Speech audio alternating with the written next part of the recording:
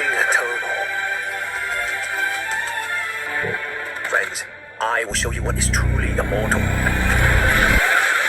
Because there's nothing without everything.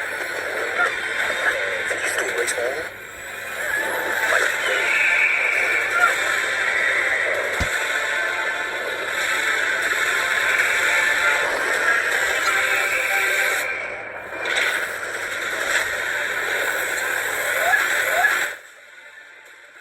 a self-defense weapon for real life. Was it self-handmade throwing darts?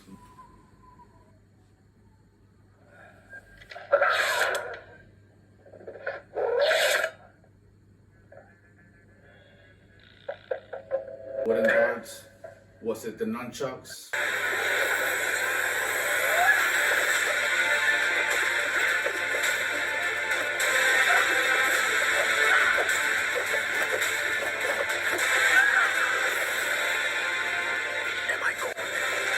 Was it any kind of stick, either long or short?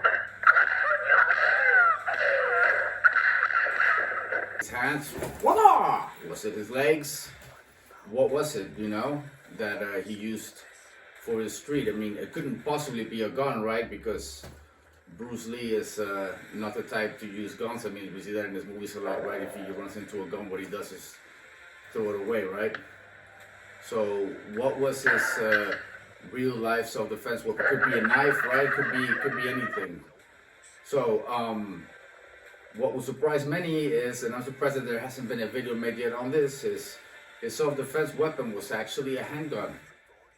Yeah, that's right. Surprises many people, but this is true. His self-defense weapon was a handgun. Yeah. And that's it. I mean, I don't care how good you are. 25 automatic, very small pistol with a black handle, and he got this little Colt 25 automatics here. I'll bring it up real quick. You can go back to my videos and search on this. They're similar guns, but not exactly identical. In fact, there's quite a few. Like a friend lended it to him, and he basically carried this pistol around with him for a long time, and it's very small. It's like pocket size, you know. And this pistol was used by gangsters, you know, because it was so easy to conceal. So, you know, this is a small gun, probably not impressive for these times, you know, because, you know, in these times it's different. But back in those days, it was basically a gangster gun, and he carried it with him pretty much a lot. And he was a really good shot. Also, that's also what people have accounted for, that he really knew how to shoot.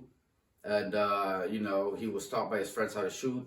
They lended him this gun, and when he was in Rome shooting The Way of the Dragon, he actually purchased some long rifles. Here's a picture of that, you know. So he was definitely pro-gun, guys, and it makes perfect sense, right? I mean, there's also the bodyguard talk. He had a bodyguard who was actually a bouncer back in the days.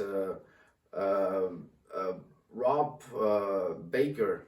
He plays in some of his movies, and you know, he's a karate guy, and he used to be a bouncer, and he turned into his bodyguard at some point. But Bruce Lee was not the type of guy to have a bodyguard with him all the time. I mean, Rob Baker was not to Bruce Lee what Mr. T was to Muhammad Ali, or what Mr. T was to Michael Jackson. He was with him sometimes, but for the most part, Bruce Lee was by himself. And if you guys think about it, this will make a lot of sense, right? I mean, because if you do,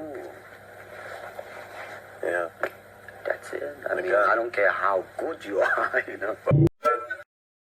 I mean, if anything happened that maybe he couldn't handle, even being Bruce Lee and all, you know, he would just take that out and point it at people, I would assume, you know. I mean, there's no talk about this ever happening or anything like that, you know, but, you know, who knows? I mean, if it did happen, I could see why they wouldn't really want people knowing about it. I mean, it's not even a topic that people like touching, but I think it's an important topic to touch, that Bruce Lee was very American and very pro-gun, you know, at the end of the day. I'm an American. That'll be it for this video, guys. Till the next video.